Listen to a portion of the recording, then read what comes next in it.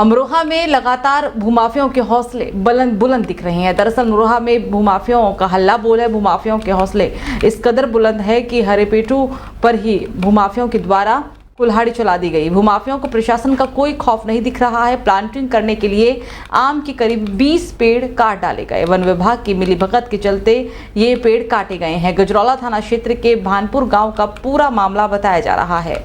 तो पश्चिमी उत्तर प्रदेश संयुक्त उद्योग व्यापार मंडल बिहारीगढ़ इकाई कार्यकारिणी का गठन हुआ और सालों की मेहनत के बाद एक मंच पर व्यापार मंडल बिहारीगढ़ आया है। कस्बा बिहारीगढ़ में व्यापारी कुलदीप वर्मा ज्वेलर के प्रतिष्ठान पर पश्चिमी उत्तर प्रदेश संयुक्त उद्योग व्यापार मंडल की बैठक हुई, जिसमें मुख्य अतिथि के रूप में पहुंचे जिला अध्यक्ष जयवीर राणा का व्यापारियों ने फूल माला पहनाकर जोरदार स्वागत किया।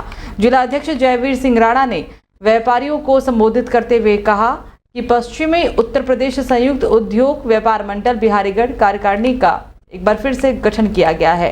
जिलाध्यक्ष जयवीर राणा ने फूलमाला से अश्वनी मित्तल को व्यापार मंडल बिहारीगढ़ का अध्यक्ष घोषित किया। अन्वेष काम्बोज महामंत्री, अरविंद राठौर कोषाध्यक्ष, संदीप सैनी संरक्षक, अशोक राठौर संरक्षक, जय कुमार मित्तल उपाध्यक्ष और मनोज काम्बोज मंत्री, भोला काम्बोज उपाध्यक्ष के रूप में वहां पर मौजूद थे।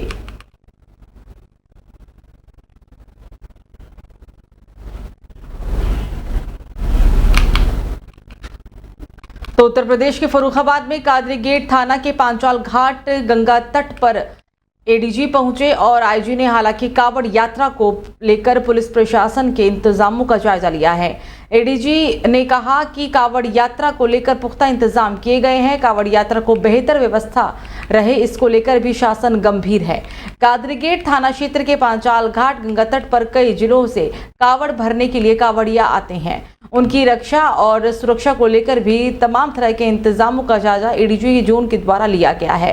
पांचाल घाट गंगा तट पर पहुंचकर पुलिस प्रशासन की व्यवस्थाओं का निरीक्षण भी किया गया। उत्तरी घाट पर बैरिकेडिंग को और अधिक बढ़ाने के आदेश दिए गए हैं। एडीजी ने कहा कि कावड़ यात्रा को लेकर पुख्ता इंतजाम है। यहाँ पे जल पुलिस जो है, जल पीएसी है, वो डिप्लॉय की गई है अपने गोताखोरों के साथ। स्थानीय स्तर पे प्रशासन ने कुछ गोताखोर जो स्थानीय हैं उनकी तैयारी करी है। पूरी वाटर बैरिकेड किया गया है, जिससे कि जो सेफ एरिया है केवल उसी में लोग स्नान करें, वहीं से गंगा जल एकत्रित करें। और इसके साथ साथ कुछ वॉच टावर्स एसपी साहब ने बनवाई है, जहाँ जिनके माध्यम से इस पूरे मेला क्षेत्र पे निगरानी रखी जाए और सचिव वहाँ से ध्वनि विस्तारक, वहाँ लाउड स्पीकर्स लगाए गए हैं, जिसके माध्यम से लोगों को सचेत किया जाए। पुल है मेरी बाईं तरफ, इस पर ट्रैफिक को सुचारू रूप से जारी रखने के लिए विशेष प्रबंध किए गए हैं। पार्किंग के लिए जो स्थान है उनको चिन्हित किया गया है कि जिससे सुगमता से यहाँ से ट्रैफिक का आवागमन हो सके और श्रद्धालु जो दूर से आए हैं वो सुरक्षित और सेफ और सुरक्षित अपने अपने स्थान पर जिस श्रद्धा भाव से आए वैसी वापस पहुँचे। Thank you sir. किए गए। तो अगली खबर मथुरा से है, जहां पुलिस की लापरवाही की वजह से एक बड़ा हादसा हो गया है। दरअसल यहां दो वाहनों के बीच आपस में भिड़ंत हो गई। थाना लाते समय अनियंत्रित होकर जीप दुकान में जा घुसी थी। थाना लाते समय ही ये हादसा हुआ था। दरअसल तेज गति में थाने के सामने मिठाई की दुकान में टक्कर मारती जीप का सीसीटीवी वीडियो भी अब सामने आया है। जीप की टक्कर से मिठाई की दुकान पर बैठे राजेश गोस्वामी गंभीर रूप से घायल हो गए। राजेश गोस्वामी का पैर भी पूरी तरह से जख्मी है। गंभीर हालत में फरीदाबाद उन्हें रेफर किया गया। मथुरा के गोवर्धन थाने के सामने का पूरा मामला बताया जा रहा है।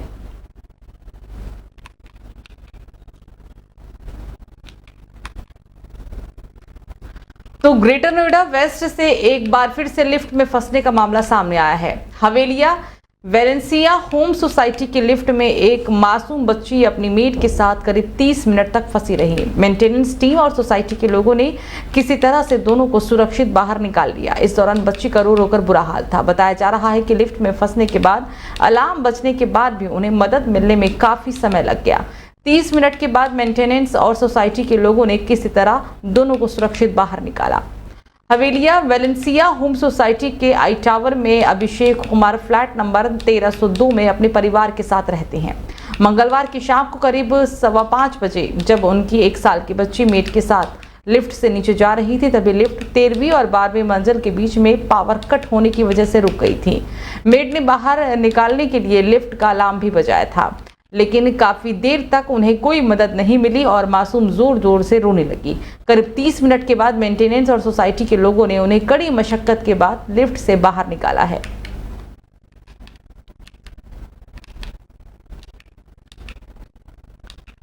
तो ताजमहल को तो तेजो महालय मानने वाले हिंदुवादी नेताओं ने एक बार फिर कोर्ट का सहारा लिया है। इस बार सावन के महीने में जलाभिषेक और दुग्धाभिषेक करने के लिए कोर्ट में याचिका दायर की गई है। इसे आगरा की लघुवाद न्यायाधीश मृत्युंजय की अदालत ने स्वीकार भी कर लिया। अदालत में भारतीय सर्वेक्षण पुरातत्व के अधीक्षण पुरातत्वविद को प्रतिवादी बताया गया। हालांकि इससे पहले महाशिवरात्रि पर दुग्धाभिषेक के लिए याचिका दायर की जा चुकी है। योगी यूथ ब्रिगेड के प्रदेश अध्यक्ष अजय सिंह तोमर का कहना है कि ताजमहल महादेव का मंदिर है, सावन का पवित्र महीना है, ऐसे में तेजो महालय में वे जलाभिषेक और दुग्धाभिषेक करना चाहते हैं। उन्होंने कहा कि उनके अधिवक्ता शिव कुमार तोमर ने न्यायाधीश के सामने अपना पक्ष रखा और इस पर सुनवाई के बाद लघुवाद न्यायाधीश मृत्युंजय श्रीवास्तव के प्रतिवादी एएसआई अधीक्षण पुरातत्वविद राजेश कुमार को समन और नोटिस जारी करने के आदेश भी दिए गए हैं। बच्चे की दृष्टि से मुझे शिवाधार सिंह तोमर एडवोकेट कहते हैं। मुझे लगभग 38 साल वकालत में हूँ, सीनियर एडवोकेट हूँ और निरंतर दीवानी न्यायालय में वकालत करता हूँ। आज के बारे में बताइए, जो आज आप इसके बारे में गए। आज हमने अपने तेजो महालय के लिए, जिसे वर्तमान में ताजमहल के नाम से जाना जाता है, उसके लिए हमने वाद दाखिल किया और उसमें ये मांग की है कि वो एक शिव मंदिर है तेजो महालय, उसमें जो हिंदू सनातनी धर्म के मानने वाले हैं उनको पूजा करने से न रोका जाए। सावन का पवित्र महीना चल रहा है, करोड़ों हिंदुओं की आस्था का विषय है। सावन के महीने में ताजमहल, जो कि तेजो महल था, भगवान शिव की आस्था का केंद्र है। भगवान शिव की उसमें शिवलिंग है।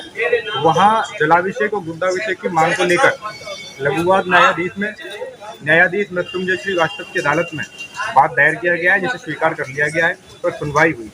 सुनवाई के बाद हमने जिसको प्रतिवादी बनाया है वो भारतीय पुरातत्व सर्वेक्षण के अधीक्षण पुरातत्वविद डॉक्टर राजकुमार पटेल को बनाया गया एएसआई के। उनको न्यायालय द्वारा सम्मन भेजने का और नोटिस जारी करने का आदेश दिया है। बच्चे की दृष्टि से तो कुशीनगर में 14 साल की नाबालिग के साथ 4 युवकों ने दुष्कर्म जैसी घिनौनी घटना को अंजाम दिया था। पीड़िता ने विरोध किया और परिवार को पूरी बात बताने की धमकी दी, तो आरोपियों ने उसके साथ मारपीट की थी, फिर हाथ पैर बांध दिए और जबरन जहर भी पिला दिया। 23 दिन के जीवन से संघर्ष के बाद आखिरकार गोरखपुर मेडिकल कॉलेज में मंगलवार को उसकी मौत हो गई है। मामला जिला मुख्यालय से 70 किलोमीटर दूर हनुमानगंज थाना क्षेत्र के एक गाँव का है। मां ने कहा कि बेटी ने पहले 2 आरोपियों के नाम बताए थे, फिर उसके शरीर में जहर इतना फैल गया था कि वो बोल तक नहीं पा रही थी। उंगली के इशारे से उसने बताया था कि वारदात में 4 लोग शामिल थे। परिवार ने पुलिस पर केस में लापरवाही बरतने का गंभीर आरोप लगाया है। वारदात के बाद हालांकि परिवार के लोगों ने बेटी के बयान के आधार पर 2 आरोपियों के खिलाफ केस दर्ज करवाया। जब पीड़िता की हालत में कुछ सुधार हुआ तो उसने 2 और आरोपियों के नाम राहुल और गोविंद भी बताए। परिजनों ने पुलिस से मांग की कि केस में अन्य 2 आरोपियों के नाम जोड़ दिए जाए, लेकिन पुलिस ने उनका नाम नहीं जोड़ा। अभी तक गिरफ्तारी सिर्फ 2 आरोपियों की ही हो पाई है। दोनों को जेल भी भेज दिया गया है। एक आरोपी स्टीफन और दूसरे का नाम अंगद है। ये दोनों पीड़िता के ही गांव के रहने वाले बताए जा रहे हैं। तो वहीं 2 आरोपी अभी भी गांव में खुलेआम घूम रहे हैं।